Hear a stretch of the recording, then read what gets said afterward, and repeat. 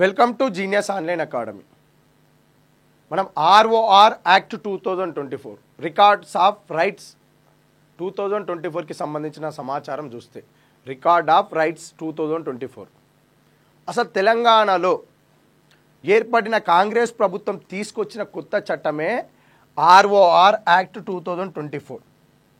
ఈ ROR act 2024కి సంబంధించిన సమాచారం ఎందుకు చూడాలి అంటే రెండు సందర్భాలలో ఈ ఆర్ఓఆర్ యాక్ట్ 2024కి సంబంధించిన సమాచారం అనేది మనకి కాంపిటేటివ్ ఎగ్జామ్లో అడిగే అవకాశం ఉన్నది. ఒకటి, ఎకానమీలో భాగంగా తెలంగాణ ఎకానమీలో భూ సంస్కరణలు అనే టాపిక్లో భాగంగా మనకి ఈ ఆర్ఓఆర్ యాక్ట్ 2024 అప్డేట్ పార్ట్ తప్పనిసరిగా గ్రూప్ 2లో భాగంగా ఆర్ఓఆర్ యాక్ట్ 2024 నేర్చుకోవాలి. రెండో అంశం ఏంటిది అని అంటే మీ అందరికీ తెలిసిన అంశమే, తెలంగాణలో కాంగ్రెస్ ప్రభుత్వము ఏర్పడ్డ తర్వాత ఈ ఆర్ఓఆర్ యాక్ట్ ఎప్పుడైతే అమల్లోకి వచ్చిందో కొత్తగా తెలంగాణలో పాత రెవెన్యూ సిస్టమ్ ఉంది కదా, విఆర్ఓ సిస్టము, ఆ విఆర్ఓ సిస్టాన్ని కూడా మళ్ళీ మేము గ్రామాలలో పునరుద్ధరించబోతున్నామని చెప్పి కూడా ప్రకటన చేసిరు. ఈ విఆర్ఓ సిస్టంలో భాగంగా పాత విఆర్ఏ పాత విఆర్ఓలకు మొదటి ప్రాధాన్యతగా వాళ్ళకే ఈ పోస్టులు అవకాశం ఇస్తున్నామని చెప్పి కూడా ప్రకటించారు. ఎవరైతే గతంలో విఆర్ఓగా పనిచేశారో విఆర్ఏగా పనిచేశారో వాళ్ళు తిరిగి ఈ ఆర్ఓఆర్ యాక్ట్ 2024లో భాగంగా వచ్చే విఆర్ఓలుగా వాళ్ళు ఏమైనా రిటర్న్ వస్తే విల్లింగ్గా ఉండి విఆర్ఓ సిస్టంలో వాళ్ళు వచ్చి ఫుల్ఫిల్ అయితే మేము వాళ్ళందరికీ అవకాశాలు ఇస్తామని చెప్పి కూడా ప్రభుత్వం ప్రకటించింది. కానీ పాత విఆర్ఓలు కానీ విఆర్ఏలు కానీ ఈ కొత్తగా వచ్చే విఆర్ఓ సిస్టంలో భాగంగా ఉన్న పోస్టులకి వాళ్ళు అప్లికేషన్స్ అనేది చాలా తక్కువ అప్లికేషన్స్ పెట్టుకున్నారు. ప్రభుత్వం ఎక్స్పెక్ట్ చేసింది 6,000 నుంచి 7,000 పోస్టులు పాత విఆర్ఓలే వస్తారు, కొత్తగా ఒక 4,000 5,000 పోస్టులు నోటిఫికేషన్ ఇద్దాంలే అనుకున్నది. కానీ పాత విఆర్ఓలు విఆర్ఏలు చాలా తక్కువగా అప్లికేషన్స్ పెట్టుకున్నారు. మొత్తం మిగిలిన పోస్టులన్నీ కూడా డైరెక్ట్ రిక్రూట్మెంట్ ద్వారానే విఆర్ఓ పోస్టులు అనగా వాటి పేరును మార్చి గ్రామ పంచాయతీ ఆఫీసర్గా జీపీఓగా నోటిఫికేషన్ ఇవ్వనున్నారు. దాదాపు 8,000 నుంచి 10,000 పోస్టులు పడే అవకాశం ఉంది అని చెప్పి కూడా మాట్లాడుతున్నారు. ఎప్పుడు నోటిఫికేషన్ వస్తుంది, ఎన్ని పోస్టులతో నోటిఫికేషన్ వస్తుందని ప్రభుత్వము అధికారికంగా ప్రకటించే వరకు కూడా మనకి ఎలాంటి సమాచారం ఉండదు. కానీ 100కి 100% నోటిఫికేషన్ వస్తుంది. ఎందుకు అనంటే మనం గత వారం రోజుల నుంచి చూస్తున్నాం కదా, పాత విఆర్ఓ కానీ విఆర్ఏలు కానీ ఈ విఆర్ఓలుగా తిరిగి రావడానికి సుముఖంగా లేరు. అప్లికేషన్స్ ఎన్ని వచ్చినాయి అనేది కూడా మనం చూసినాం. పక్కాగా డైరెక్ట్ రిక్రూట్మెంట్ ద్వారానే విఆర్ఓ అనగా జీపీఓ సిస్టాన్ని మళ్ళీ రిక్రూట్మెంట్ చేసుకునే అవకాశం ఉంది. దానిలో భాగంగా మనకి సెకండ్ పేపర్ కింద ఒకవేళ ఆర్ఓఆర్ యాక్ట్ 2024 పెడితే మనకి అత్యంత ప్రాధాన్యత కలిగిన అంశం అవుతుంది. అప్పుడు ఏంటిది, ఆర్ఓఆర్ యాక్ట్ 2024. ఇది కంపల్సరిగా ప్రతి అంశాన్ని కూలంకషంగా చదువుకోవాలి. అప్పుడు అంటే ప్రతి జిల్లాకి 200 పోస్టులు వచ్చే అవకాశం ఉంది. కాబట్టి ఈ ఆర్ఓఆర్ యాక్ట్ సెకండ్ పేపర్ కనుక ఒకవేళ పెడితే ఖచ్చితంగా ఆర్ఓఆర్ యాక్ట్ పెద్ద పీట వేస్తుంది. ఒకవేళ మనకి పాత సిలబస్ ప్రకారం ఎగ్జామ్ పెట్టిందనుకో ఇది చదవాల్సిందే. ఎందుకు అని అంటే జనరల్ స్టడీస్లో భాగంగా అడిగే అవకాశం ఉంటుంది, గ్రూప్ 2లో భాగంగా తెలంగాణ ఎకానమీలో కూడా అడిగే అవకాశం ఉంటుంది. మొత్తంగా రికార్డ్స్ ఆఫ్ రైట్స్ 2024 యాక్ట్ అనేది కంపల్సరీ నేర్చుకోవాలి. భారతదేశంలో ఈ రికార్డుల ప్రస్తావన ఎప్పుడు ప్రారంభమైంది, అసలు రికార్డుల సిస్టాన్ని ఎవరు తీసుకొచ్చిర్రు, తర్వాత కాలంలో తెలంగాణకి ఈ వ్యవస్థ ఏ విధంగా వచ్చింది, తెలంగాణలో రికార్డుల ప్రస్తావన స్టార్ట్ అయిన నుంచి ప్రస్తుతానికి ఎలాంటి మార్పులు చేర్పులు వచ్చినాయి, ఆ మార్పుల యొక్క పరిణామ క్రమంలోనే చివరగా వచ్చింది ROR act 2024, record of rights act 2024. ముందుగా రికార్డుల ప్రస్తావన భారతదేశంలో ఎప్పుడొచ్చింది, ఆ తర్వాత పరిణామ క్రమంలో తెలంగాణలో ఏ విధంగా ఉంది, ఆంధ్రప్రదేశ్లో ఏ విధంగా ఉంది, ఉమ్మడి ఆంధ్రప్రదేశ్లో వ్యవస్థ ఏంటిది, ఆ ఉమ్మడి ఆంధ్రప్రదేశ్ బైఫర్కేషన్ జరిగిన తర్వాత తెలంగాణలో ధరణి సిస్టమ్ వచ్చింది, ఆ ధరణి సిస్టంలో లోటుపాట్లు ఉన్నాయని చెప్పి ఆర్ఓఆర్ యాక్ట్ 2024 తీసుకొచ్చారు. అంటే మనం ఈ సిస్టమ్ మొత్తాన్ని చదవాలి. డైరెక్ట్ ఆర్ఓఆర్ యాక్ట్ 2024 చదువుతుంటే వర్కౌట్ కాదు. దానికి ముందు ఉన్న చట్టాలు ఏంటిది, ఆ చట్టాల్లో భాగంగా ఈరోజు ఈ క్లాస్లో జస్ట్ రికార్డుల ప్రస్తావన మాత్రమే చూద్దాం. ఒక్కొక్క చట్టాన్ని డీటెయిల్గా మాట్లాడుకుందాం. జస్ట్ ఇప్పుడు రికార్డుల ప్రస్తావన మాత్రమే మాట్లాడుకుంటే, మొత్తంగా ఆర్ఓఆర్ యాక్ట్ అంటే కూడా రికార్డులే కదా. రికార్డులు ఎవరి రికార్డులు అవి? ఒక రైతు యొక్క యాజమాన్య పత్రాలు, ఒక రైతు యొక్క యాజమాన్య పత్రాలు. మన దగ్గర ఉన్న భూమి యొక్క పాస్బుక్ ఉంటుంది కదా, ఆ పాస్బుక్కే యాజమాన్య పత్రం. దానికి సంబంధించిన గైడ్లైన్స్ ఉంటాయి కదా, ఆ గైడ్లైన్స్ మార్గదర్శకాలకు సంబంధించిన చట్టమే ఆర్ఓఆర్ యాక్ట్ 2024. దీని ప్రస్తావన మాట్లాడే ముందు భారతదేశంలో రికార్డుల ప్రస్తావన ఎప్పుడు వచ్చింది అంశం చూద్దాం. ఎప్పటి నుండి భూమి హక్కుల రికార్డులు రాస్తున్నారు? ఎప్పటి నుండి భూమి హక్కుల రికార్డులు రాస్తున్నారు భారతదేశంలో? మీరందరూ ఒకసారి అబ్జర్వ్ చేయండి. సింధు నాగరికత కాలం నుండి, రైతులు పంటలు పండిస్తున్న కాలం నుండి, ఆర్యుల కాలంలో అయినా, తొలివేద ఆర్యులైనా, మలివేద ఆర్యులైనా, గుప్తుల కాలంలో అయినా, మౌర్యుల కాలంలో అయినా, చాళుక్యుల కాలంలో అయినా, రాష్ట్రకూటుల కాలంలో అయినా, ప్రాంతీయ రాజ్యాల కాలాలలో అయినా, ఎక్కడైనా రైతులకు రాజులు భూమి యాజమాన్య హక్కులు కల్పించిర్రా? పరిపాలన విభాగంలో భాగంగా చూడండి, హిస్టరీలో మొత్తం ఎక్కడైనా రైతులకు రాజులు యాజమాన్యపు పత్రాలు ఇచ్చిర్రా? ఎక్కడ ఇవ్వలేదు. ఒక మధ్యయుగ భారతదేశ చరిత్రలో మనము మొఘలాయిల గురించి చదువుకునే సందర్భంలో, ఇక్కడ మొఘలాయిల గురించి చదివే సందర్భంలో మొట్టమొదటిసారిగా షేర్షా, ఎవరు? షేర్షా ఒక రైతు యొక్క శిస్తు వసూలు సందర్భంలో ఒక రైతుకు భూ యాజమాన్యపు హక్కును కల్పించిండు. భూ యాజమాన్యపు హక్కును కల్పించుడు. దానిని ఏమంటున్నాం? కబూలియత్ అనే పేరుతోటి షేర్షా రైతు శిస్తు వసూల్లో భాగంగా అతనికి యాజమాన్యపు హక్కును కల్పించుడు. కానీ అతని పేరిట భూమి ఎంత ఉంది, ఎన్ని ఎకరాలు, ఎంత శిస్తు వసూలు చేయాలనే డీటెయిల్స్ అనేది ఒక రికార్డు రూపంలో మాత్రం ఇవ్వలేదు. నీది ఈ 10 ఎకరాలు, ఈ ప్రాంతం మొత్తం నీది అని చెప్పి అతనికి ఏమైనా పత్రం కూడా ఇవ్వలేదు. వాళ్ళు కూడా రికార్డ్స్ రాసుకోలేదు. యాజమాన్యపు పట్ట అంటే ఈ ప్రాంత పరిధిలో నువ్వు వ్యవసాయం చేస్తుంటే ఇది నీదే భూమి అని చెప్పి అతనికి ఒక హక్కు మాత్రమే ఇచ్చిండు. దానినే యాజమాన్యపు హక్కు, దాన్నే కబూలియత్ అంటారు. ఒక పట్టా రూపంలో పొందుపరిచిరు అంతే. అంటే ఎప్పటికప్పుడు డీటెయిల్స్ ఇవ్వడము, అతని పేరు మీద 10 ఎకరాలు, అతను ఏ భూమి చేస్తుండే, ఎంత చేస్తూ, అవన్నీ డీటెయిల్స్ లేవు. కానీ మొత్తంగా హిస్టరీలో తీసుకుంటే ఒక షేర్షా మాత్రమే కబూలియత్ అనే పేరుతోటి యాజమాన్యపు హక్కును కల్పించడు భూమి మీద.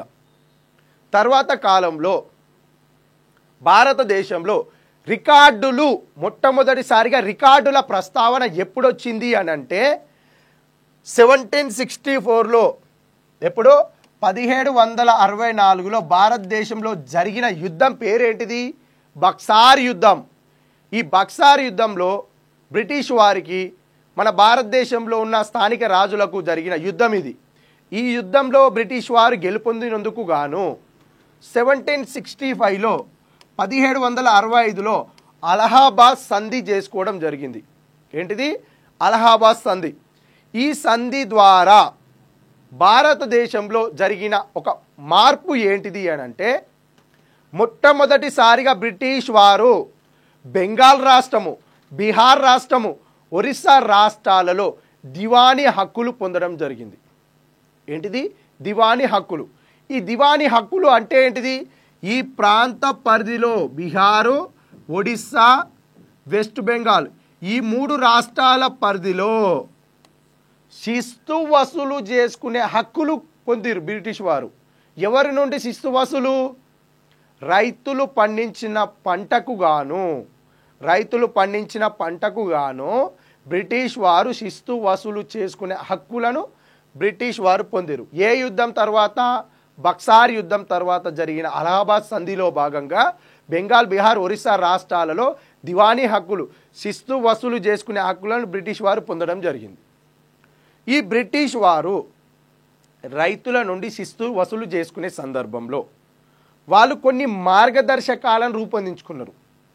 ఇంతకుముందు శిస్తు వసూలు రాజులు ఏ విధంగా చేసిర్రో అదంతా శిష్టాన్ని తెప్పించుకొని ఇట్లా కాకుండా ప్రత్యేకంగా మనము ప్రతిసారి శిస్తు వసూలు చేసేటప్పుడు నీకు ఎంత భూమి ఉంది, ఎంత ఏరియాలో భూమి ఉంది అని చెప్పి అడిగి శిస్తు కట్టించుకోకుండా మనమే రైతుల పేరిట ఎవరికి ఎంతెంత భూమి ఉంది దానికి సంబంధించిన వివరాలన్నీ కూడా డీటెయిల్స్ అన్ని ఒక రికార్డు రూపంలో భద్రపరచాలి. ఆ రికార్డు రూపంలో ఉంటే ప్రతి సంవత్సరం శిస్తు వసూలు చేసే సందర్భంలో మనకి ట్యాక్స్ శిస్తు అనేది కరెక్ట్గా వస్తుంది. దానికోసము మనం కరెక్ట్ వేలో వెళ్ళాలి అని చెప్పి బ్రిటిష్ ప్రభుత్వం నిర్ణయించుకొని శిస్తు వసూలు చేసే మొదటిసారి చేసిన అంశం ఏంటంటే ప్రతి రైతు యొక్క భూమిని అతని వైశాల్యం, భూమి యొక్క వైశాల్యాన్ని కొలవడం జరిగింది. ఈ భూమి ఎన్ని ఎకరాల రూపంలో ఉంది, ఎన్ని హెక్టార్ల రూపంలో ఉంది అని చెప్పి ఒక రైతు ఈ రైతుకు సంబంధించిన భూమిని ఈ రైతు సంబంధించిన భూమి వైశాల్యాన్ని కొలిచి ఎంత భూమి ఉందో ఇతని పేరిట 2.5 ఎకరాలు ఇక్కడ రాస్తున్నాడు. 2.5 ఎకరాలు ఇతను రాసుకుంటుండు, ఇక్కడ బ్రిటిష్ వారు కూడా రాసుకుంటున్నారు. రికార్డు రూపంలో ఒక వ్యక్తి యొక్క భూమిని రికార్డు రూపంలో పొందుపరిచి ఈ సంవత్సరం 5 ఎకరాలకు ఇతను శిస్తు కడితే తర్వాత సంవత్సరం కూడా ఈ 5 ఎకరాలలో పంట పొలం వేస్తే పంట పొలానికి కానీ ఒక రకమైన శిస్తు, పొలం వేయకపోతే ఒక రకమైన శిస్తు విధించడం జరుగుతుంది. అంటే ప్రతి వ్యక్తి పేరిట భూమిని కొలిసి అతను పంట పండించే విధానాన్ని బట్టి శిస్తు విధించడం జరిగింది. ఇట్లా 3 రాష్ట్రాలలో ఏ రాష్ట్రాలలో బెంగాలు, బీహారు, ఒరిస్సా రాష్ట్రాలలో బ్రిటిష్ ప్రభుత్వం తీసుకొచ్చిన నూతన సిస్టమే రికార్డుల ప్రస్తావన. అంతకుముందు ఒక రైతు పేరిట ఎంత భూమి ఉందనే ప్రస్తావన లేదు. వీరు తీసుకొచ్చిన సిస్టంలో భాగంగానే రైతుకు యాజమాన్యపు హక్కు కలిగింది, అతని పేరిట ఎంత భూమి ఉంది అనే వ్యవస్థ అనేది మొట్టమొదటిసారిగా బ్రిటిష్ వారే తీసుకొచ్చారు. అయితే ఈ యొక్క సిస్టమ్ ఎక్కడ స్టార్ట్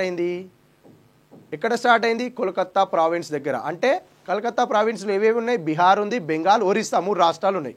భారతదేశంలో బ్రిటిష్ వారి ఆధీనంలో ఉన్నది ఏంది? ఇక్కడ Calcutta presidency, next Bombay presidency, ఆ తర్వాత ఏంది మద్రాస్ ప్రెసిడెన్సీ. ఇవన్నీ కూడా బ్రిటిష్ ప్రభుత్వ ఆధీనంలో ఉన్న ప్రాంతాలు. ఇక్కడ వచ్చిన సిస్టము ఏంటిది? రికార్డుల సిస్టమ్, దివానీ హక్కుల ప్రస్తావన. నెక్స్ట్ బాంబే ప్రెసిడెన్సీలో కూడా అప్లికేబుల్ చేశారు, శిస్తు వసూలు చేశారు. ఆ శిస్తు వసూలుకు గాను రైతుల దగ్గర రికార్డులు పొందుపరచడం జరిగింది. ఆ రికార్డుల రూపంలో వ్యక్తి యొక్క భూమిని, అతని పేరును, ఆ భూమి ద్వారా అతనికి ఆదాయం ఎంత వస్తుందో ఆదాయాన్ని బట్టి శిస్తు వసూలు చేశారు.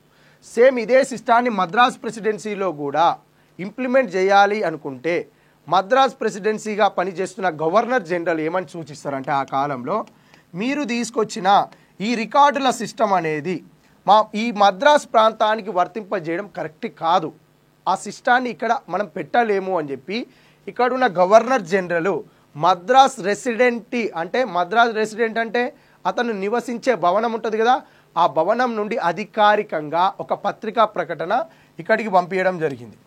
ఏమని? మద్రాస్ ప్రాంతంలో భాగంగా, మద్రాస్ ప్రెసిడెన్సీలో భాగంగా ఉన్న ఈ ఆంధ్రప్రదేశ్ రాష్ట్రము, తమిళనాడు, అప్పుడు ఆ ప్రాంతాలన్నీ కూడా మద్రాస్ ప్రెసిడెన్సీలో భాగంగా ఉండేవి.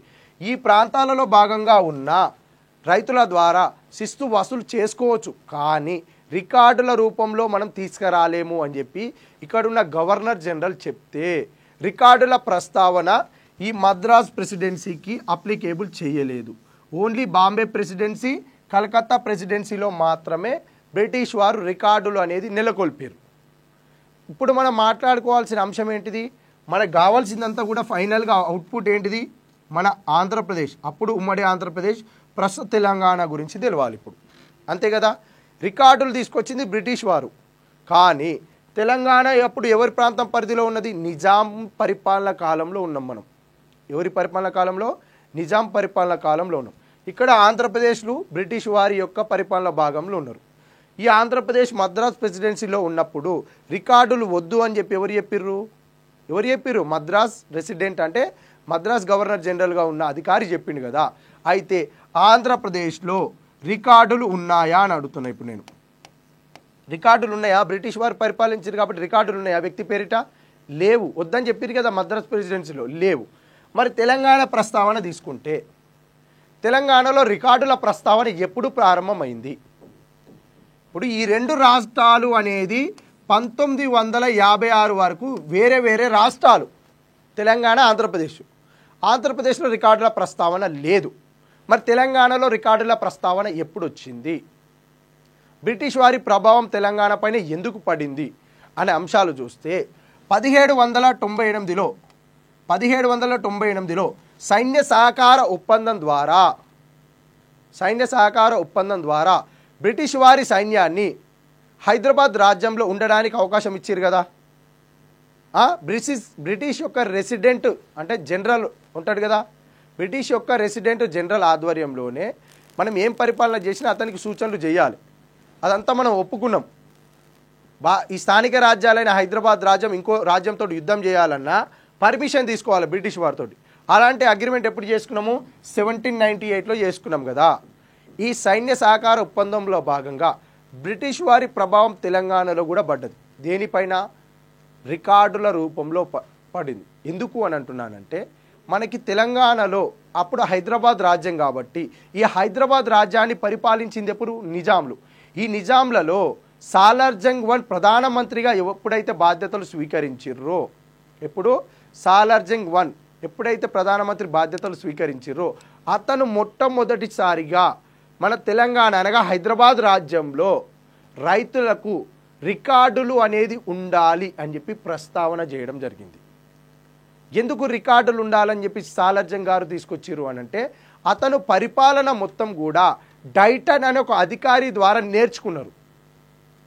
ఆ డైటన్ అనే అధికారి యొక్క ప్రభావం సాలార్జంగ్ పైన ఎక్కువగా ఉంటుంది. ఆ డైటన్ ఎవరు? బ్రిటిష్ అధికారి. బ్రిటిష్ అధికారి సూచించే సూచనలు అతను ఫాలో అవుతాడు కదా. సిస్టమ్ బాగుంది, ఇక్కడ శిస్తు వసూలు చేయడానికి రికార్డులు మెయింటైన్ చేస్తారు, బరాబర్ శిస్తు వస్తుంది. ఆ ప్రభావం కూడా మన సాలార్జంగ్ పైన పడి ఆ సాలార్జంగ్ ఎప్పుడు 1853లో ఎప్పుడైతే బాధ్యతలు స్వీకరించారో 1883లో అతను మరణించే నాటికి ఈ 30 సంవత్సరాల కాలంలో రికార్డులను క్రమబద్ధీకరించే పనిలో పడ్డారు. తెలంగాణలో రికార్డుల సిస్టమ్ ఉండాలి. రైతుల నుంచి శిస్తు వసూలు చేసేటప్పుడు యాజమాన్యపు హక్కు పత్రాలు ఇవ్వాలి. ఏ రైతుకు ఎంత భూమి ఉండాలి, ప్రతిదీ కూడా రికార్డుల రూపంలో ఉండాలని చెప్పి సాలార్జంగ్ తీవ్ర ప్రయత్నం చేసిండు. ఏంది? ఈ 3 ప్రాంతాలు మహారాష్ట్ర, కర్ణాటక, తెలంగాణ కలిపి హైదరాబాద్ రాజ్యం కదా. 1853 నుంచి 1883 మరణించే వరకు ఆయన ప్రయత్నం చేసిండు. ఇతను రికార్డుల గురించి చేసిన పునాదియే 1910 సర్వే సెటిల్మెంట్ యాక్ట్ అని చెప్పి నిజాం ప్రభుత్వం తీసుకొచ్చింది. ఇతను రికార్డులకు పునాదేశిరు. రికార్డులను క్రమబద్ధీకరించడము, ఒక వ్యక్తి పేరిట ఎంత భూమి ఉంది అవన్నీ కూడా ఒక్కొక్కటి మొత్తం ఈ 3 ప్రాంతాలు మహారాష్ట్ర, కర్ణాటక, తెలంగాణలో ఉన్న అన్ని భూములను సర్వే చేయించి కొన్ని రకాల గైడ్లైన్స్ రూపొందించి రికార్డులను తయారు చేయించడం జరిగింది. ఎవరు? సాలార్జంగ్. కానీ వాటిని ఒక చట్ట రూపంలో ఎప్పుడు తీసుకొచ్చారంటే 1910 సర్వే సెటిల్మెంట్ యాక్ట్ తర్వాత. ఇప్పుడు 1910 సర్వే సెటిల్మెంట్ యాక్ట్ అనేది ఒకటి రూపొందించి తెలంగాణలో అనగా హైదరాబాద్ రాజ్యంలో రికార్డుల ప్రస్తావన అధికారికంగా ప్రకటించడం జరిగింది. ఈ 1910 తర్వాత 1936లో మరొక చట్టం చేశారు ఈ రికార్డులకు సంబంధించి. ఈ 1936 ఎప్పుడైతే నిజాం ప్రభుత్వం తీసుకొచ్చిన గైడ్లైన్స్ ఉన్నాయో ఆ గైడ్లైన్స్లో భాగంగా ఒక వ్యక్తి యొక్క యాజమాన్యపు హక్కు పత్రాన్నే పహానీ అని చెప్పి పిలవడం జరిగింది. ఏమని? పహానీ అని పిలిచారు. ఎక్కడ? ఈ హైదరాబాద్ రాజ్యంలో. ఏ అనే ఒక వ్యక్తి పేరిట 10 ఎకరాల భూమి ఉంటే ఆ 10 ఎకరాల భూమి నీ పేరు మీద ఉంది, నీకు సంబంధించిన 10 ఎకరాల భూమి నువ్వెంత శిస్తు కట్టాలి, దానికి సంబంధించిన ప్రొఫార్మా మొత్తాన్ని ఒక లెటర్ రూపంలో తయారు చేస్తే ఆ లెటర్ని ఏమంటున్నామంటే పహానీ అని చెప్పి పిలవడం జరుగుతుంది. ఈ పహానీ అనే పేరు ప్రస్తావన మొట్టమొదటిసారిగా ఎప్పుడు వచ్చింది?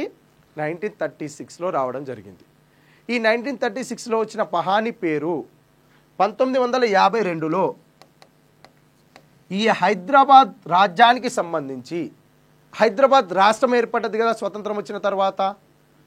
1952లో ఏర్పడ్డ హైదరాబాద్ రాష్ట్రంలో హైదరాబాద్ రాష్ట్ర ముఖ్యమంత్రి అయిన బురుగుల రామకృష్ణారావు గారు తీసుకొచ్చిన ఎంజాయ్మెంట్ సర్వే, దీనినే వ్యవసాయ అంచనా సర్వే అని చెప్పి కూడా పిలవడం జరుగుతుంది. ఎప్పుడు తీసుకొచ్చారు? 1952లో హైదరాబాద్ రాష్ట్ర ముఖ్యమంత్రి అయిన బురుగుల రామకృష్ణారావు గారు రెవెన్యూ సిస్టంలో భాగంగా, రెవెన్యూ ప్రక్షాళనలో భాగంగా ఎంజాయ్మెంట్ సర్వేను నిర్వహించరు. ఈ ఎంజాయ్మెంట్ సర్వేనే ఏమని పిలుస్తున్నామంటే వ్యవసాయ గణన, మొదటి వ్యవసాయ గణన అని చెప్పి కూడా పిలుస్తున్నారు. అయితే ఈ ఎంజాయ్మెంట్ సర్వేలో భాగంగా తెలంగాణలో ఉన్న భూమి యొక్క యాజమాన్యపు హక్కు పత్రాన్ని మొట్టమొదటిసారిగా ఏమని పిలిచారంటే కాస్రా పహానీ. ఏమని? కాస్రా పహానీ అని చెప్పి పిలవడం జరిగింది. కాస్రా పహానీ అని చెప్పి పిలవడం జరిగింది. 1936 గైడ్లైన్స్ ప్రకారం పహానీ అన్నారు. 1952లో తీసుకొచ్చిన ఎంజాయ్మెంట్ సర్వే ద్వారా కాస్రా పహానీ అని చెప్పి పిలిచారు. అయితే తెలంగాణలో కాస్రా పహానీ అని పిలిచినాం. మరి 1956లో ఆంధ్రప్రదేశ్ తెలంగాణ రెండు కలిపి ఆంధ్రప్రదేశ్ రాష్ట్రం ఏర్పడ్డది కదా. మరి ఆంధ్రప్రదేశ్లో కూడా భూములకు గాను రికార్డుల రూపంలో ఒక పత్రం ఉంటుందా ఉండదా? బ్రిటిష్ ప్రభుత్వ కాలంలో మద్రాస్ రెసిడెన్సీలో భాగంగా ఈ ప్రాంతంలో రికార్డులు మెయింటైన్ చేయలేదు. కానీ ఈ ప్రాంతాలలో వ్యక్తుల పేరిట భూమికి సంబంధించి ఏదో ఒక గైడ్లైన్స్ ఉండయా? ఉంటాయి. ఇప్పుడు మన దగ్గర కాస్రా పహానీ అంటున్నాం, 1936లో పహానీ అన్నాం. ఇదే ప్రాంతంలో ఏమని పిలిచిరు అంటే ఒక రైతు యొక్క యాజమాన్యపు హక్కు పత్రాన్ని అడంగల్ అని పిలిచిరు. రికార్డ్స్ అని పిలవలే, అడంగల్ అని పిలిచిరు. అడంగల్ అని పిలిచిరు.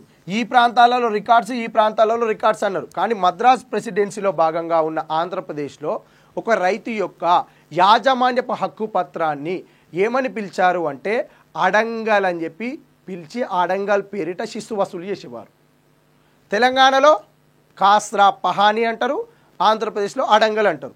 1956లో ఎప్పుడైతే 1956లో ఆంధ్రప్రదేశ్ రాష్ట్రం ఏర్పడ్డదో, ఈ ఆంధ్రప్రదేశ్ రాష్ట్రంలో తెలంగాణ ప్లస్ ఆంధ్రప్రదేశ్ రెండు కలిపి ఆంధ్రప్రదేశ్ ఏర్పడ్డది కదా. ఈ ఆంధ్రప్రదేశ్ రాష్ట్రంలో తెలంగాణలోనేమో పహానీ, ఆంధ్రప్రదేశ్లోనే అడంగల్. అంటే వ్యక్తి పేరిట ఉన్న రికార్డులను ఏమంటున్నాం ఇక్కడ? కాస్రా పహానీ. ఆంధ్రప్రదేశ్లో వ్యక్తి పేరిట ఉన్న రికార్డులను అడంగల్ అంటున్నాం. అంతేనా కాదా? అయితే 1970 వరకు కూడా, 1970 వరకు కూడా తెలంగాణలో ఉన్న రెవెన్యూ సిస్టమ్ వేరే, ఆంధ్రప్రదేశ్లో ఉన్న రెవెన్యూ సిస్టమ్ వేరే.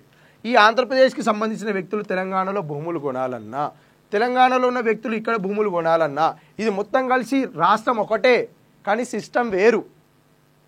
యాజమాన్యపు హక్కుల విషయంలో సిస్టమ్ వేరు.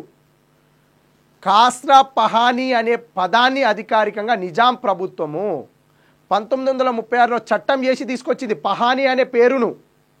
1952లో బురుగుల ప్రభుత్వము అధికారికంగా చట్టం చేసి పేరును కాస్రా పహానీగా పొందుపరిచిరు. కానీ ఈ ఆంధ్రప్రదేశ్లో బ్రిటిష్ వారు అడంగల్ అనే పేరు తీసుకొచ్చిరా? తీసుకురాలే. ఏదో ఒక పేరుతో పిలవాలని చెప్పి అడంగల్ అనే పేరుతో తీసుకొచ్చారు. అది మన చట్టం చేసిరా? చట్టం చేయలే. అంటే అడంగల్కున్న విలువ కన్నా తెలంగాణలో ఉన్న కాస్రా పహానీ అనే యాజమాన్యపు హక్కు పత్రానికి విలువ ఎక్కువగా ఉండేది.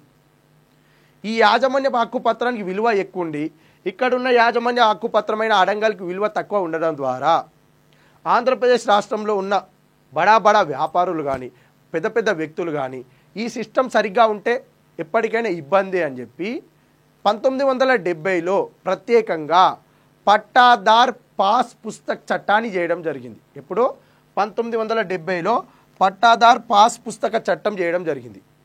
ఈ చట్టం చేసే సందర్భంలో ప్రభుత్వం చెప్పిన అంశం ఏంటిది అని అంటే తెలంగాణ రాష్ట్రంలో అనగా ఈ హైదరాబాద్ రాజ్యంలో భాగంగా తెలంగాణ రాష్ట్రాన్ని ఆంధ్రప్రదేశ్ రాష్ట్రాన్ని రెండు కలిపి ఆంధ్రప్రదేశ్ ఏర్పాటు చేసినాం.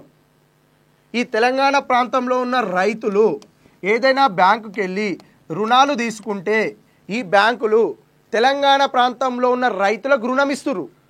ఎందుకు రుణం ఇస్తుర్రు? వాళ్ళ పేరిట ఉన్న కాస్రా పహానీ అనే యాజమాన్యపు హక్కు పత్రము అధికారికంగా ప్రభుత్వమే ప్రకటించింది కాబట్టి బ్యాంకులు నమ్మి ఈ రైతులకు రుణాలు ఇస్తారు. కానీ ఈ ఆంధ్రప్రదేశ్ ప్రాంతంలో ఉన్న రైతుల పేరిట ఉన్న అడంగల్ అనే రికార్డ్ అనేది ప్రభుత్వం ప్రకటించిందా? ప్రకటించలేదు. ఇది బ్రిటిష్ ప్రభుత్వ కాలంలో ఉన్న పేరే. బ్రిటిష్ ప్రభుత్వం ఏమైనా ప్రకటించిందా? ప్రకటించలేదు. కాబట్టి ఈ అడంగల్ రికార్డును పెట్టుకొని బ్యాంకులు రుణాలు ఇవ్వట్లేదు.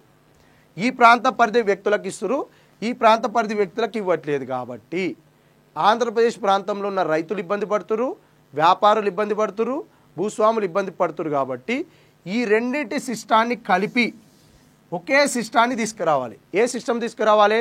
ఈ ఆంధ్రప్రదేశ్ ప్రాంతంలో కూడా ఈ కాస్రా పహానీని కూడా వర్తింపజేయాలి. మొత్తం రాష్ట్రం మొత్తం మీద భూ యాజమాన్యపు హక్కు పత్రము ఒకటే ఉండాలి, అది కాస్రా పహానీయే ఉండాలని చెప్పి 1970లో 1970లో పట్టాదార్ పాస్ పుస్తక చట్టాన్ని తీసుకొచ్చి ఈ రెండు రాష్ట్రాలలోని రికార్డులు యాజమాన్యపు హక్కు పత్రాలను ఒకటే చేశారు. అదే కాస్రా పహానీ. ఆంధ్రప్రదేశ్లో ఉన్న అడంగల్ అనే పేరు ఉంది కదా, ఈ అడంగల్ అనే పేరును తొలగించి తెలంగాణలో ఉన్న రైతులకు ఎలాంటి యాజమాన్యపు హక్కులు ఉన్నాయో అది కూడా ఆంధ్రప్రదేశ్కు వర్తింపజేయడం జరిగింది. ఎప్పుడు? 1970లో.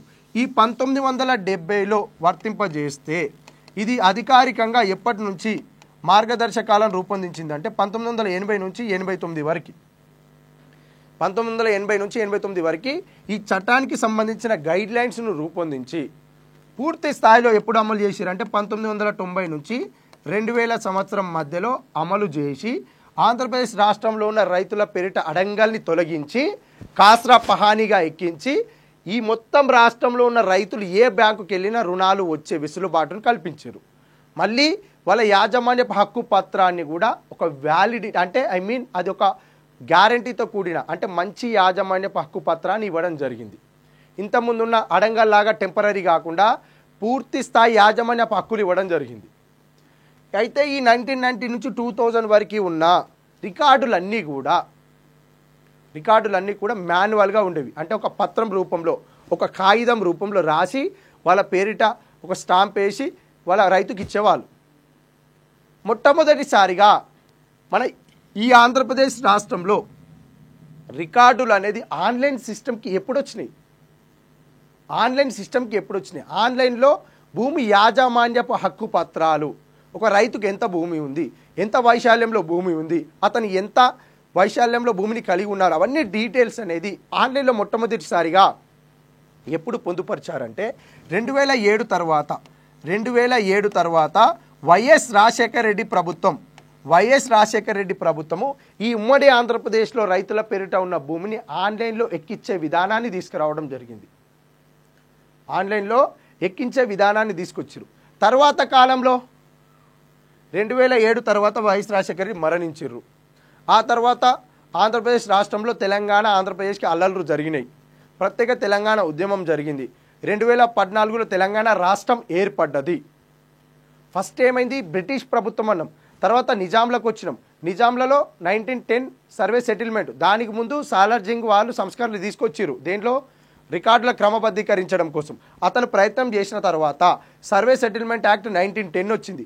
1910 తర్వాత 1936లో ఇంకొక యాక్ట్ తీసుకొచ్చి పహానీ అనే పేరును, ఒక యాజమాన్యపు హక్కు పేరును తీసుకొచ్చారు. తర్వాత 1952లో సర్వే సెటిల్మెంట్ యాక్ట్ తీసుకొచ్చారు. అంటే ఎంజాయ్మెంట్ సర్వేని తీసుకొచ్చారు. ఎంజాయ్మెంట్ సర్వే అంటే వ్యవసాయ అంచనా అని కూడా మాట్లాడాం. దాని తర్వాత కాస్రా పహానీ అనే పేరు వెలుగులోకి వచ్చింది.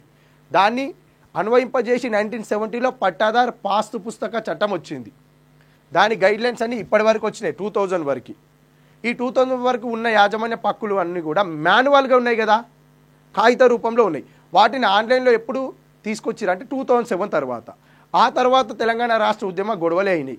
2014 తర్వాత ఈ ప్రత్యేకమైన తెలంగాణ రాష్ట్రంలో ఈ ఆంధ్రప్రదేశ్తో సంబంధం లేదు. ఇప్పుడుగా ఓన్లీ తెలంగాణతోటే సంబంధం. ఇప్పుడు మనకి 2014 తర్వాత తెలంగాణ రాష్ట్రంలో ఉన్న భూ రికార్డులను ప్రక్షాళన చేయాలి అని చెప్పి తెలంగాణ రాష్ట్ర ప్రభుత్వము ప్రతిష్టాత్మకంగా తీసుకొని తెలంగాణలో ఉన్న భూముల వివరాలు, ఒక రైతు పేరిట ఎంతెంత భూమి ఉంది అదంతా డిజిటలీకరించడం కోసం, అనగా ఆన్లైన్లో ప్రతి ఒక్క రైతు యొక్క డీటెయిల్స్ ఉండడం కోసం ప్రత్యేకమైన వ్యవస్థ రావాలి అని చెప్పి మొట్టమొదటిసారిగా భూ రికార్డుల ప్రక్షాళన కార్యక్రమాన్ని ప్రారంభించారు. ఎప్పుడు? 2017 ఆగస్టులో భూ రికార్డుల ప్రక్షాళన కార్యక్రమాన్ని ప్రారంభించారు. ఈ భూ రికార్డుల ప్రక్షాళన కార్యక్రమంలో భాగంగా తెలంగాణ రాష్ట్రంలో ఎలా సర్వే చేశారనేది ఒకసారి మనం చూస్తే, ఈ సర్వేలో భాగంగా ఎలాంటి లోటుపాట్లు ఏర్పడ్డాయి. సమగ్ర కుటుంబ సర్వే, ఈ సమగ్ర కుటుంబ సర్వేలో భాగంగానే భూ రికార్డుల ప్రక్షాళన కార్యక్రమము ఒక రైతుకు ఎంతెంత భూమి ఉంది ఆ భూమి వివరాలు సేకరించడం జరిగింది. అయితే ఈ సేకరించే సందర్భంలో ప్రభుత్వం ఏం చేసిందంటే 1193 బృందాలను ఏర్పాటు చేసింది రాష్ట్రం మొత్తం మీద. ఎన్ని బృందాలు? 1193 బృందాలను ఏర్పాటు చేసి తెలంగాణ రాష్ట్రం యొక్క నలుమూలల ప్రతి కుటుంబంలో సర్వే జరిపించింది. ఈ 1193 బృందాలలో ఒక బృందానికి ఎంతమందిని అలాట్ చేసిరంటే 9 మందిని అలాట్ చేసి తెలంగాణ రాష్ట్రంలో ఉన్న ప్రతి ఇంటింట సర్వే జరిపి భూమి వివరాలు తీసుకొని వాళ్ళకి సంబంధించిన వివరాలన్నీ తీసుకొని మాకు రిపోర్ట్ సబ్మిట్ చేయాలని చెప్పి 2017 ఆగస్టులో ప్రభుత్వం గైడ్లైన్స్ రూపొందిస్తే 1193 బృందాలు తెలంగాణ రాష్ట్రం మొత్తం మీద తిరిగినప్పుడు వాళ్ళు సమాచారం సేకరించేటప్పుడు కొన్ని రకాల లోటుపాట్లు కూడా ఏర్పడ్డాయి. సమాచారం సేకరించే సందర్భంలో ఏం చేసిరు అని అంటే తెలంగాణలో సమాచారం సేకరించే సందర్భంలో తెలంగాణలో మొట్టమొదటిసారిగా తీసుకొచ్చిన అంశం ఏంటిది అని అంటే 20 లక్షల మందికి భూమి వివరాలు సరిగ్గా లేవు. ఒకళ్ళ పేరు మీద భూమి ఉంది, ఆ భూమి ఇంకోళ్ళ పేరు మీద ఉంది. నా పేరు మీద ఉన్న 10 ఎకరాలు ఇంకొక వ్యక్తికి ఉంది, ఆ వ్యక్తి పేరు మీద భూమి ఇంకొక వ్యక్తికి ఉంది. 20 లక్షల ఎకరాల భూమి అనేది సరిగ్గా రికార్డుల రూపంలో లేదు. అదేవిధంగా కొన్ని భూములు అనేది తగాదాల రూపంలో ఉన్నాయి. ఏమంటారు? కొన్ని భూములు అనేది తగాదాల రూపంలో ఉన్నాయి. ఆ భూములకు సంబంధించి కోర్టు కేసులు అధికంగా ఉన్నాయి. ఆ కోర్టు కేసుల్లో ఉన్న భూములను ప్రత్యేకంగా ఈ కుటుంబ సర్వేలో అనగా భూ రికార్డుల ప్రక్షాళన కార్యక్రమంలో భాగంగా ఏం చేసిరంటే మనకి ప్రత్యేకంగా ఒక బాక్సును రూపొందించి దానిలో ABCD ఇలా పొందుపరిచి బి అనే అంశంలో కోర్టు కేసుల్లో తగాదాల రూపంలో ఉన్న భూమి యొక్క వివరాలను సమర్పించారు. 20 లక్షల ఎకరాల భూమి అంటే 20 లక్షల మంది రైతులకు సంబంధించిన భూమి సరిగ్గా లేదు. అదేవిధంగా కోర్టుల వివాదంలో ఉన్న భూములను కూడా ఈ భూ రికార్డుల ప్రక్షాళనలో భాగంగా వాళ్ళు అందులో ఎక్కించలేదు. నెక్స్ట్ ఇంకొక అంశం ఏంటిదంటే ఈ 1193 మంది బృందాలు అంటున్నాం కదా, ఈ 1193 మంది బృందాలు వాళ్ళ యొక్క విధి నిర్వహణలో భాగంగా ఒత్తిడికి గురై వాళ్ళకు నచ్చిన డాటాను కూడా అందులో పొందుపరిచారు. ఈ నచ్చిన డాటాను పొందుపరిస్తే ప్రభుత్వం ఏం చేసింది అంటే ఈ భూ రికార్డుల ప్రక్షాళనలో భాగంగా వీళ్ళు చెప్పిన 20 లక్షల మందికి సంబంధించి అనగా 20 లక్షల ఎకరాలకు సంబంధించిన వివరాలు, అదేవిధంగా కోర్టుల వివాదాల్లో ఉన్నాయి కదా, ఈ కోర్టుల వివాదాల్లో ఉన్న భూములు, నెక్స్ట్ అధికారుల నిర్లక్ష్యము ఈ అన్ని అంశాలను కూడా పక్కకు పెట్టి వీళ్ళు సర్వే చేసి ఏదైతే రిపోర్ట్ సబ్మిట్ చేసిర్రో ఆ రిపోర్ట్ను ప్రామాణికంగా తీసుకున్నారు. ఆ రిపోర్ట్ను ప్రామాణికంగా తీసుకొని అంతకుముందు ఉమ్మడి ఆంధ్రప్రదేశ్లో భాగంగా ఉన్న వెబ్ ల్యాండ్ మరియు మా భూమి వెబ్సైట్లను కూడా ప్రామాణికంగా తీసుకున్నారు. భూ రికార్డుల ప్రక్షాళనలో భాగంగా సర్వే చేసిన డీటెయిల్స్ అన్నీ తీసుకొని కొత్తగా ధరణి సిస్టాన్ని తీసుకొచ్చారు. తెలంగాణ రాష్ట్ర ప్రభుత్వం నూతన రెవెన్యూ చట్టము 2020 అని మెన్షన్ చేసి ధరణి పోర్టల్ను తీసుకొచ్చి తెలంగాణలో భూముల వివరాలన్నీ కూడా రికార్డులన్నీ కూడా ఆన్లైన్లో పొందుపరచడం జరిగింది. ఇక్కడ ఆల్రెడీ ఇక్కడ లోటుపాట్లు ఉన్నా కూడా ప్రత్యేకంగా మేము తెలంగాణలో ఉన్న రైతులకు న్యాయం చేయాలి అనుకొని మేము ఒక సర్వే జరిపించినాం. ఆ సర్వే డీటెయిల్స్ తీసుకుంటున్నాం. ఆ సర్వే డీటెయిల్స్ ద్వారా మేము కొత్తగా ఒక పోర్టల్ని తయారు చేసి కొత్త రెవెన్యూ సిస్టాన్ని తీసుకొస్తామని ప్రభుత్వం ప్రకటించింది. మళ్ళీ వెబ్ ల్యాండ్ ఎందుకు, మరి మా భూమి ఎందుకు? ఈ రెండు కూడా పాత ఆంధ్రప్రదేశ్ ప్రభుత్వానికి సంబంధించిన ల్యాండ్ రికార్డ్స్ డాటా. ఈ డాటాతో ఏం పని? కొత్త సర్వే చేయించినాం కదా. అయినా వీటితో పాటు ఈ రెండు వెబ్సైట్ల యొక్క డాటాను కూడా తీసుకొని ఈ రెండు పోర్టల్ల డాటాను తీసుకొని నూతన రెవెన్యూ చట్టం 2020ని తీసుకొచ్చారు. దానిలో భాగంగానే ఆన్లైన్లో రికార్డులన్నీ పొందుపరిచి ధరణి పోర్టల్ను ఏర్పాటు చేయడం జరిగింది. ధరణి పోర్టల్లో తెలంగాణలో ఉన్న రైతులకు సంబంధించి అన్ని వివరాలు ఉంటాయి ఆ కొత్త చట్టం ప్రకారం. ఈ ధరణి పోర్టల్ చాలా ఇబ్బందికరంగా ఉంది, రైతులకు నష్టం కలిగిస్తుంది, ధరణి పోర్టల్లో అవకతవకలు ఉన్నాయని చెప్పి కొత్తగా ఏర్పడిన కాంగ్రెస్ ప్రభుత్వము దీనిపైన అలిగేషన్స్ స్టార్ట్ చేసి ROR యాక్ట్ 2024ను తీసుకురావడం జరిగింది. అయితే ఈ ధరణి పోర్టల్ పైన అధ్యయనం చేసి ఒక నివేదిక సమర్పించండి అని చెప్పి మొదటిసారిగా ఏం చేశారంటే కోదండరెడ్డి ఆధ్వర్యంలో, ఎవరి ఆధ్వర్యంలో? కోదండరెడ్డి ఆధ్వర్యంలో ధరణి పైన అధ్యయన కమిటీని నియమించారు. అధ్యయన కమిటీని నియమిస్తే ఈ కోదండరెడ్డి గారు తెలంగాణ రాష్ట్రంలోని రైతులను ఎంక్వైరీ చేసి ధరణి పోర్టల్ పైన అధ్యయనం చేసి ప్రభుత్వానికి ఒక నివేదిక సమర్పించారు. ఆ నివేదికలో తను చెప్పిన అంశాలు ఏంటిది అని అంటే తెలంగాణ రాష్ట్రంలో 20 లక్షల మంది రైతుల యొక్క భూమి వివరాలు సరిగా లేవు. 20 లక్షల మంది రైతుల యొక్క భూమి వివరాలు సరిగా లేవు. అదేవిధంగా ఈ ధరణి పోర్టల్లో 18 లక్షల ఎకరాల భూమి, 18 లక్షల ఎకరాల భూమి అనేది రికార్డుల రూపంలో పొందుపరచలేదు. అంటే ఈ 18 లక్షల ఎకరాల భూమి అని అంటే ఇప్పుడు ఇందాక మనం మాట్లాడుకున్నాం కదా, భూ రికార్డుల ప్రక్షాళన కార్యక్రమంలో భాగంగా సమగ్ర కుటుంబ సర్వేలో మనకి అధికారులు కోర్టు వివాదాలలో ఉన్నవి ఒక బి అనే ఒక కాలాన్ని ఏర్పాటు చేసి దానిలో భాగంగా వాళ్ళ డీటెయిల్స్ రాసిరు. అవన్నీ కూడా ధరణి పోర్టల్లో ఎక్కలేదు. అదేవిధంగా అడిషనల్గా మొత్తంగా కలిపి 18 లక్షల ఎకరాల భూమి అనేది రికార్డుల రూపంలో లేదు. అధికారుల వైఫల్యం ఉన్నది, ఈ ధరణి పోర్టల్ సరిగా లేదు అని చెప్పి కోదండరెడ్డి ఆధ్వర్యంలో ఏర్పాటు చేసిన అధ్యయన కమిటీ ప్రభుత్వానికి నివేదిక సమర్పిస్తే ప్రభుత్వం ఏం చేసింది అంటే ఈ ధరణి పోర్టల్ని కానీ అప్పటి ROR చట్టాన్ని కానీ రెండిటిని రద్దు చేసి వాటి స్థానంలో కొత్తగా ROR యాక్ట్ 2024ను తీసుకురావడం జరిగింది. అయితే ప్రభుత్వము ఈ ROR యాక్ట్ 2024ను తీసుకొచ్చే సందర్భంలో రైతుల యొక్క భాగస్వామ్యం కూడా ఈ యొక్క యాక్టులో ఉండాలని చెప్పి ప్రభుత్వం ఇదే కోదండరెడ్డి ఆధ్వర్యంలో ఏం చేసిరంటే రైతు సమన్వయ సమితిలను ఏర్పాటు చేయడం జరిగింది. ఏంటిది? రైతు సమన్వయ సమితిలను ఏర్పాటు చేయడం జరిగింది. సమన్వయ సమితిలు ఏర్పాటు చేశారు. ఈ రైతు సమన్వయ సమితిలు అంటే మనకి రైతు వేదికలు ఉన్నాయి కదా, ప్రతి అసెంబ్లీ నియోజకవర్గంలో 119 అసెంబ్లీ నియోజకవర్గాల్లో రైతు వేదికలు ఉన్నాయా లేవా? ఉన్నాయి. ఇలా రైతు వేదికలలో రైతులతోటి మీటింగ్ పెట్టుకొని కొత్తగా మనం తెలంగాణ రాష్ట్రంలో భూములకు సంబంధించి భూముల వివరాలకు సంబంధించి కొత్త చట్టాన్ని తీసుకొస్తే ఎలా ఉంటుంది అని చెప్పి రైతులతో డైరెక్ట్ ఇంటరాక్షన్ చేసి వాళ్ళతో మాట్లాడి వాళ్ళ యొక్క సలహాలు సూచనలు తీసుకోవడం కోసం ఈ కోదండరెడ్డి గారే రైతు సమన్వయ సమితిలను ఏర్పాటు చేసి చాలా రైతు వేదికలలో రైతులతో మీటింగ్ పెట్టుకున్నారు. కానీ తెలంగాణ రాష్ట్రంలో ఉన్న అన్ని రైతులు, అంతమంది రైతులు ఉన్న అందరూ రైతులు ఈ రైతు సమన్వయ సమితిలోకి రారు కదా. కొంతమంది రైతులు వాళ్ళ యొక్క సలహాలు సూచనలు ఇస్తారు. ప్రతి రైతు తన సలహాలు సూచనలు ఇవ్వడం కోసము తెలంగాణ రాష్ట్ర ప్రభుత్వం ప్రత్యేకంగా CCLA అనే ఒక వెబ్సైట్ ఏర్పాటు చేసి ఎవరైనా రైతు మేము తీసుకొచ్చే కొత్త చట్టంలో భాగంగా ఏమైనా సలహాలు సూచనలు ఇవ్వాలి అనుకుంటే ఈ CCLA వెబ్ పోర్టల్ ద్వారా మీరు సలహాలు ఇవ్వండి, మీ సలహాలను మేము తప్పనిసరిగా పాటిస్తాము, మీ సలహాలు నచ్చితే మేము తీసుకొచ్చే ROR act record of rights act 2024లో మేము పొందుపరుస్తామని చెప్పి తెలంగాణ రాష్ట్ర ప్రభుత్వం ప్రత్యేకంగా CCLA పోర్టల్ని కూడా తీసుకొచ్చారు.